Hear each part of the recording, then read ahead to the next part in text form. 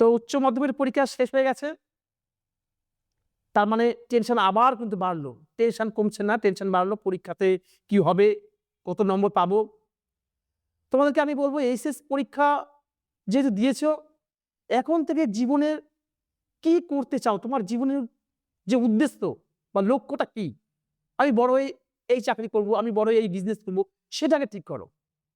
এবং কোনো একটা বিষয় তুমি নেবে, ভাবছো এই বিষয়ে পড়লে চাকরি হবে বিষয়, কিন্তু ওই বিষয়ে তোমার নলেজ নেই অতটা, বিষয়টা খুব কঠিন মনে হয়। আমি বলবো জোর করে হয় না, নিজের মনকে কোশ্চেন করো। এতগুলো বিষয়ে তুমি পরীক্ষা দিয়েছো, তো তার মধ্যে কোন বিষয়টা তোমাকে সবচাইতে বেশি ভালো লাগছে? বিষয়টার প্রতি ভালোবাসা যদি থাকে, সেই বিষয়টা নিয়ে পড়াশোনা করবে। আমার মনে হয় যে বিষয়ের প্রতি তোমার ভালোবাসা রয়েছে, যে বিষয়ের প্রতি ধারণা রয়েছে, যে বিষয়টাকে তুমি খুবই ভালোবাসো, সেই বিষয় নিয়ে পড়াশোনা করো, দেখবে ঠিক সফলতা তুমি অর্জন করবে। তো কাজেই বলবো, এই যে সিলেকশন, এইচএস পাস করার পরে কোন সাবজেক্ট নিয়ে তুমি পড়বে সেটাকে সিলেকশন করো। এবং আমি যেহেতু শিক্ষা বিজ্ঞান নিয়ে পড়াই, সেহেতু আমি শিক্ষা বিজ্ঞানের যে সমস্ত বিষয়গুলো আছে সেটাই আমি তুলে ধরবো। মানে শিক্ষা বিজ্ঞান, এইচএস এ শিক্ষা বিজ্ঞান নিয়ে পড়াশোনা করলে কি, কি সুযোগ সুবিধা আছে সেই বিষয়গুলো নিয়ে আলোচনা করছি। তো আজকের এই ভিডিওটা তাদের জন্য যাদের উচ্চ মাধ্যমিক শিক্ষা বিজ্ঞান আছে। তো চলো দেরি করব না, শিক্ষা বিজ্ঞান নিয়ে আসলে কি, কি সুবিধা আছে। তো তোমাদেরকে প্রত্যেককে বলি, তোমরা এইচএস পাস করার পরে তোমাদের স্যার বা বাড়িতে কোনো অভিজ্ঞ ব্যক্তি যিনি থাকবেন তার কাছে অবশ্যই পরামর্শ নেবে যে কোন সাবজেক্টটা নিলে ভালো হবে। এই টোটালটাই কিন্তু তোমাদেরকে একটা সুন্দর ক্যারিয়ার তৈরি করে দেবে। এখন এটা ভিত। তো এই ভিতটা যদি তোমাদের ভালো হয়, তাহলে কিন্তু তোমরা সফল হতে পারবে। তো চলো, আমি যেহেতু শিক্ষা বিজ্ঞান নিয়ে যেহেতু তোমাদেরকে পড়াই, তো শিক্ষা বিজ্ঞান নিয়ে আজকে আলোচনা করব। তো দেখে নেব শিক্ষা বিজ্ঞানে কি, কি সুযোগ সুবিধা রয়েছে। তো উচ্চ মাধ্যমিক শিক্ষা বিজ্ঞান নিয়ে পড়লে কি হয় তোমরা জানো। শিক্ষা বিজ্ঞান কাকে বলে নিশ্চয়ই তোমরা পড়েছো। তো বলছে শিক্ষা বিজ্ঞান এমন একটি প্রক্রিয়া যেখানে শেখার পদ্ধতি বা ছাত্রদের তুমি কিভাবে পড়বে, কিভাবে মোটিভেট করবে, কিভাবে তাদের পড়ার বিষয়ে মনোযোগী করে তুলবে, সেই বিষয়ে কিন্তু তুমি গবেষণা করতে পারো। দ্বিতীয়ত কি বলছে, না এটি শুধুমাত্র শিক্ষক হওয়ার বিষয় নয়, যে শিক্ষা বিজ্ঞান নিয়ে পড়লে আমি প্রাইমারিতে বা হাই স্কুলের টিচার হবো, এমন নয়। এটা সমাজ এবং শিক্ষণ পদ্ধতির সাথে যুক্ত একটি গুরুত্বপূর্ণ বিষয়। ক্লিয়ার? তাহলে যে শিক্ষা বিজ্ঞান কিন্তু এখন বর্তমানে আগের থেকে অনেক চাহিদা দেখা দিয়েছে। আগে কি হতো, এতটা এডুকেশনের স্টুডেন্ট খুঁজে পাওয়া যেত না। কিন্তু এখন দেখো যেখানে যাবে সেখানে কিন্তু এডুকেশন। কারণ এডুকেশনটা এমন একটা বিষয় সকল জায়গাতে রয়েছে। যেমন তুমি যদি বিএড করতে যাও, এমএ ইন এডুকেশন করতে চাও, বা টিচার লাইনের ক্ষেত্রে এই এডুকেশন অর্থাৎ শিক্ষা বিজ্ঞানটা ভীষণ গুরুত্বপূর্ণ। যাদের এই শিক্ষা বিজ্ঞানটা উচ্চ মাধ্যমিকে ছিল, তাদের দেখবে খুব সহজেই তারা এমএ, বিএড, ডিএলএড এই বিষয়গুলো খুব সহজেই তারা পাস করে যাবে। কারণ এই শিক্ষা বিজ্ঞানটা এইচএসসি তারা পড়েছিল এবং সেটা এখন একটু বিস্তারিত পড়বে। তো চলো দেখে নেই কি বলছে শিক্ষা বিজ্ঞানের যে পড়ার যে ভালো দিকগুলো কি। তো ১ নম্বর কি বলছে, চাকরির সুযোগ বেশি এখানে। যাদের শিক্ষা বিজ্ঞান নিয়ে যারা পড়বে তাদের চাকরির সুযোগ বেশি। কারণ আগের থেকে এখন অনেক ভ্যাকান্সি, অনেক। আগে মাধ্যমিক স্কুল বেশি ছিল, এখন সেগুলো কিন্তু সব উচ্চ মাধ্যমিক স্কুল হয়ে গেছে। আর উচ্চ মাধ্যমিক মানেই শিক্ষা বিজ্ঞান। ক্লিয়ার?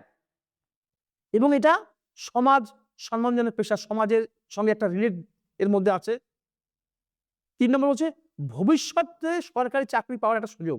তুমি এডুকেশন নিয়ে যখন পড়বে, এডুকেশন নিয়ে এখন সমস্ত বিষয় এডুকেশন নিয়ে যখন পড়াশোনা করবে, সেই বিষয়ে তুমি এমএড করলে বা সেখান থেকে নেট সেট কোয়ালিফাই করলে এবং সেখানে তুমি রিসার্চ করতে পারবে। তো সকল দিকে কিন্তু একটা সুযোগ রয়েছে। আর কি, এবং এটা পড়ানোর পরে তোমার মনের মধ্যে কষ্ট হবে না, যে মানসিক যে ডেভেলপমেন্ট, মানসিক বিকাশে যথেষ্ট কাজ করবে এবং মানসিক বিকাশ নিয়ে কাজ করাটা সুযোগ পাবে। এবং ওই যে বললাম ৪ নাম্বার রিসার্চ, তুমি যে রিসার্চ করো, পিএইচডি করো, তখন সেখানে রিসার্চ করতে হবে। রিসার্চ করলে এটা রিসার্চ করার একটা সুযোগ। যখন তুমি নেট বা সেট কোয়ালিফাই করবে, তখন তুমি যখন রিসার্চে যাবে এডুকেশন তোমাকে কিন্তু জানতেই হবে। অর্থাৎ শিক্ষা বিজ্ঞান প্রথম থেকেই তোমার কাজে লাগবে। তো চলো দেখে নেই পরের স্লাইডে কি আছে। শিক্ষক হওয়ার সুযোগ, যেহেতু এডুকেশন নিয়ে যদি পড়ো, প্রাইমারি টিচার, প্রথমে বলে নেই এই প্রাইমারি টিচার হতে গেলে কি প্রয়োজন। প্রাইমারি টিচার হতে গেলে উচ্চ মাধ্যমিক পাস করবে। উচ্চ মাধ্যমিক পাস করলে যদি তোমাদের 50% নম্বর থাকে, তবে তোমরা ডিএলএড করতে পারবে। 50% নম্বর যদি না থাকে, তাহলে কখনোই ডিএলএড করতে পারবে না। এখানে বলে রাখি, যারা ক্যাটাগরি যারা আছে, এসসি, এসটি, ওবিসি যারা আছে, তাদের ক্ষেত্রে 5 নম্বর সংরক্ষণ থাকে। অর্থাৎ 45 থাকলে অ্যাপ্লাই করতে পারবে। আর জেনারেল 50%। এই ডিএলএডটা কি? ডিএলএডটা 2 ইয়ার্স ডিগ্রি একটা course, diploma in elementary education. Diploma in elementary education 2 বছরের জন্য করা হয় ডিএলএড। এবং এই ডিএলএডটা এমন একটা ট্রেনিং যেটা কমপ্লিট করতে পারলেই কিন্তু তোমাদের সিলেবাসটা খুব ছোট্ট, প্রাইমারি চাকরিটা একদম হাতের কাছে পৌঁছে যাবে। এবং এখানে বলে রাখি, এই ডিএলএডটা বেশিরভাগ ক্ষেত্রে আমি দেখি যেহেতু আমিও একটা কলেজের সঙ্গে যুক্ত, তো সেখানে মেয়েদের ক্ষেত্রে কিন্তু বেশি প্রাধান্য আমি পেয়ে থাকি। দেখি যে ডিএড কলেজগুলোতে যদি 100 সিট থাকে, মানে আমার এখানে কথাই বলি, 100 সিটের মধ্যে প্রায় 70 থেকে 80টা মেয়ে, আর বাকিগুলো সব ছেলে। তো এবং মেয়েদের কেন প্রাইমারিতে এতটা গুরুত্ব দেওয়া হয়? কারণ প্রথমে যে রিসার্চ করে দেখলো যে মেয়েদের মধ্যে একটা ধৈর্য শক্তি এবং গুণ বেশি। মানে ছেলেরা কি হঠাৎ করে রেগে যায় বা তাদেরকে সান্ত্বনা করা অতটা পারে না, কিন্তু মেয়েরা কি করে কোলে নিয়ে খুব যত্ন সহকারে মায়ের ভূমিকা নিয়ে বাচ্চাদেরকে মানুষ করতে পারে এবং তাদের মধ্যে ধৈর্য ক্ষমতা বেশি। সেজন্যই মেয়েদেরকে কিন্তু বেশি প্রাধান্য দেওয়া হয়ে থাকে এই প্রাইমারি পরীক্ষাতে। বিশেষ করে দেখবে যারা প্রাইমারি টিচার হয় বেশিরভাগ ক্ষেত্রে মেয়েদেরকেই প্রাধান্য বেশি দেওয়া হয়ে থাকে। তার মানে ছেলেদের প্রাধান্য দেওয়া হয় না এমন নয়, দেওয়া হয়ে থাকে, কিন্তু এখানে মেয়েরাই বেশিরভাগ ক্ষেত্রে ডিলেটটা বেশি করে। আমার যে রিসার্চ করে আমি যতটুকু বুঝতে পারলাম আর।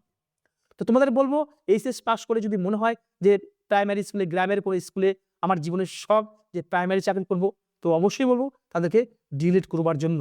ডিলেট করার জন্য তাদেরকে অবশ্যই বলবো, এবং সঙ্গে ডিলেটটা করবে এবং সঙ্গে সঙ্গে ডিলেটের সিলেবাসগুলো আছে, সেম সিলেবাস কিন্তু প্রাইমারি টেট পরীক্ষাতে আছে।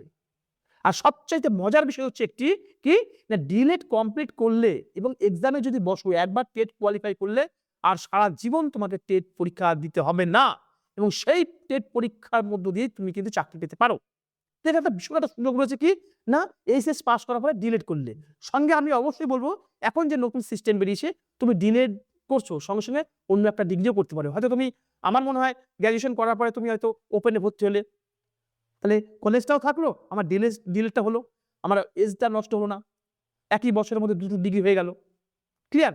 তো আমি বলবো, যদি টিচারের শিক্ষকতা করার যদি কারোর মধ্যে থাকে, তাহলে অবশ্যই এইচএস এর পর ডিলেটটা করবে।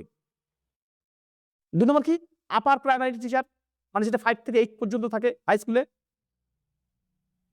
তাহলে আপার প্রাইমারি টিচার করার জন্য কিন্তু এখন তোমার বিএড কিন্তু প্রয়োজন। বিএড করলে কিন্তু তুমি আপার প্রাইমারি টেটে কিন্তু বসতে পারবে। ক্লিয়ার? তাহলে বিএড যদি করো তাহলে তুমি অবশ্যই আপার প্রাইমারি টিচারের জন্য কিন্তু সুযোগ পরের মধ্যে থাকবে। তার জন্য তোমাকে কিন্তু গ্র্যাজুয়েশন করতে হবে। এবং যাদের এডুকেশন নিয়ে পড়বে তাদের গ্র্যাজুয়েশন বলবো কি, গ্র্যাজুয়েশন তো করতে হবে, সঙ্গে এমএ করতে হবে। মাস্টার অফ আর্টস অবশ্যই করতে হবে। তাহলে এমএটা কমপ্লিট করতে, কারণ যেহেতু উচ্চ মাধ্যমিক স্কুলে তোমাদের চাকরি হবে, সেহেতু তোমাদের এমএটা কিন্তু মাস্ট লাগছেই। এমএটা কমপ্লিট করতেই হবে তোমাদেরকে। তারপরে হাই স্কুল টিচার, অবশ্যই সাবজেক্ট এডুকেশন মেন মেথড বিষয়, মাদার সাবজেক্ট এডুকেশন নিয়ে যখন তুমি পড়াবে, ইলিমেন্টারি নিয়ে পড়াবে, তখন অবশ্যই কিন্তু তোমাকে হাই স্কুলের টিচার কিন্তু হওয়ার জন্য কিন্তু বিএড কমপ্লিট করতে হবে সেখানে। তখন দেখো, এডুকেশন ডিগ্রিটা কমপ্লিট করলে, শিক্ষা বিজ্ঞান বিষয়টা নিয়ে পড়লে, তুমি প্রাইমারি ডিলেট করছো, প্রাইমারিতে পাচ্ছ, বিএড করছো, তাহলে আপার প্রাইমারি পাচ্ছ, সঙ্গে হাই স্কুল পাচ্ছ, এবং সঙ্গে দেখো কলেজ লেকচার।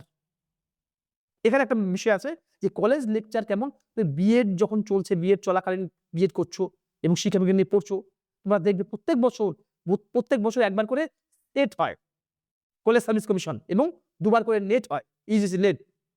তো তোমরা যদি সেটা পাস করতে পারো, অবশ্যই সেখানে কলেজে লেকচার হতে পারবে, এবং সেখানে কিন্তু তোমার নিজের সাবজেক্টেই এক্সাম হবে। ক্লিয়ার? এই যে নিচে বলে দেওয়া হলো যে শিক্ষক হতে গেলে ভবিষ্যতে কি করতে হবে, অবশ্যই বললাম তোমাকে ডিএলএড করতে হবে, ওই diploma in elementary education, BEd করতে হবে, এবং এমএড করতে হবে, মাস্টার অফ এডুকেশন। তাহলে এই যে বিষয়গুলো, তোমাকে প্রত্যেকটা বিষয়গুলো কিন্তু একটু ফলো করতে হবে, এবং এখান থেকে কিন্তু ভবিষ্যৎ করার যে মূল চাবিকাঠি কিন্তু এখানে, এবং এর মধ্যে তোমাকে সিলেক্ট করতে হবে তুমি কোনটা বেশি ইন্টারেস্ট। ক্লিয়ার? তো পরে কি বলছে, পরে বলছে কাউন্সিলিং ও গাইডেন্স। অবশ্যই যদি তুমি এডুকেশন নিয়ে পড়াশোনা করো, সেখানে স্টুডেন্ট কাউন্সিলর, তারপরে ক্যারিয়ার কাউন্সিলর, চাইল্ড সাইকোলজিস্ট, বর্তমানে এই পেশা কিন্তু খুব গুরুত্ব বাড়ছে। এই বিষয়গুলো তুমি কিন্তু পারবে যদি শিক্ষা বিজ্ঞান নিয়ে পড়ো। তো চলো, তাহলে কি বলছে, শিক্ষা বিজ্ঞান কেন ভালো বিষয়? আমি ভেবেছিলাম যখন এইচএসে পড়ি, আমি ভেবেছিলাম যে না, আমি জিওগ্রাফি নিয়ে অনার্স নিব, জিওগ্রাফি নিয়ে পড়বো, কিন্তু তখন আমার 5 সাবজেক্টে এডুকেশন ছিল। তারপর থেকে সাবজেক্টের প্রতি এতটা ভালোবাসা হয়ে গেল যে না, জীবনে চাকরি পাওয়াটা মেন বিষয় নয়। এডুকেশন নিয়ে পড়লে আমি বুঝতে পারবো কিভাবে একটা শিশুকে মানুষ করতে হয়, কিভাবে তার মন কি চায়, সে তার টোটাল বিষয়টা আমি বুঝতে পারবো। সে কেন পড়ছে না? তাহলে একটা শিশুকে সুন্দরভাবে মনের মতো, মানুষের মতো মানুষ করতে গেলে কিন্তু আমার মনে হয় প্রত্যেককেই শিক্ষা বিজ্ঞান সম্পর্কে একটু নলেজ থাকা দরকার। এবং তখন থেকে সাবজেক্টটাকে প্রতি আমার ভালোবাসা ছিল বলে আজও আমি সেই বিষয়টা নিয়ে কিন্তু পড়াশোনা করে চলছি। ক্লিয়ার? তো চলো এখানে কি বলছে? অবশ্যই শিক্ষা বিজ্ঞান এমন একটি বিষয় যে তুমি একবার পড়লে মনের মধ্যে গেঁথে যায় এবং সেখান থেকে কিন্তু তুমি উত্তর দিয়ে আসতে পারো। অর্থাৎ সহজে বোঝা যায়, বাস্তব জীবনে কাজে লাগানো যায়। চাকরির ক্ষেত্রে একটা সুযোগ রয়েছে। সমাজ গঠনের ক্ষেত্রে একটি গুরুত্বপূর্ণ ভূমিকা। এবার কি এই এডুকেশন তুমি যত বেশি পড়বে, যত বেশি জানবে, দেখবে মানুষ চিনতে তোমার ভুল হবে না। দেখবে মানুষের চোখ দেখেই তুমি বলে দিতে পারবে এই ছেলেটি বা এই মেয়েটি কেমন। যত বেশি তুমি সাইকোলজি সম্পর্কে জানবে, নলেজ হবে, দেখবে মানুষ চিনতে তোমার কখনো ভুল হবে না। তারপরে কি বলছে? স্টুডেন্টদের জন্য পরামর্শ। মানে কেন পরামর্শ বলছে স্টুডেন্টের জন্য? এবার তোমরা যখন টিচার হবে তখন তাদেরকে তুমি পরামর্শ দিতে পারবে যে ভবিষ্যতে এই বিষয় নিয়ে পড়ো, যখন তুমি টিচার হবে। তো সেখানে কি বলছে? নিজের আগ্রহ অনুযায়ী, আমি আবারও ১ম এ বলেছি যে জোর করে কোনো বিষয় নেবে না যে আমি ম্যাথ নিয়ে পড়বো, আমি ইংলিশ নিয়ে পড়বো। তুমি হয়তো জানো না। তুমি ভাবছো এখানে চাকরির সুযোগ বেশি। কিন্তু আমি বলব তোমার যেটা পছন্দ, তুমি যে সাবজেক্টকে ভালোবাসো, যে সাবজেক্টে তুমি নম্বর ভালো পেয়েছো, সেই সাবজেক্টের উপর তুমি একটা এনালাইসিস করবে। এনালাইসিস করে মনে হবে যে না আমি এটা নিয়ে পড়াশোনা করব। তো সেটাকেই তুমি চুজ করবে। ক্লিয়ার? আর শিক্ষক যদি হতে চাও, ১ম থেকেই বলব, তাহলে এখন থেকেই তুমি পড়াশোনা তোমাকে করতে হবে। যদি মনে করো যে না আমি প্রাইমারি টিচার হব, তাহলে এইচএস পরীক্ষা হয়ে গেছে, তার মানে তুমি পাস করবে। এখন থেকেই তুমি ডিএলএড এর জন্য প্রিপারেশন নাও এবং প্রাইমারি টেটের যে বইগুলো আছে সেগুলো দেখো। এবং সঙ্গে তো সংস্থার আসবেই তোমাদের হেল্প করার জন্য। এবং তারপর কি বলছে? কম্পিউটার ও ডিজিটাল স্কিল যেটা আছে সেটা তোমাকে সম্পর্কে জানতে পারবে। আর উচ্চশিক্ষার পরিকল্পনা সম্পর্কে কিন্তু জানা যাবে আমাদের এডুকেশন বা শিক্ষা বিজ্ঞান নিয়ে পড়াশোনা করলে। ক্লিয়ার? তো চলো নেক্সট দেখে নেব।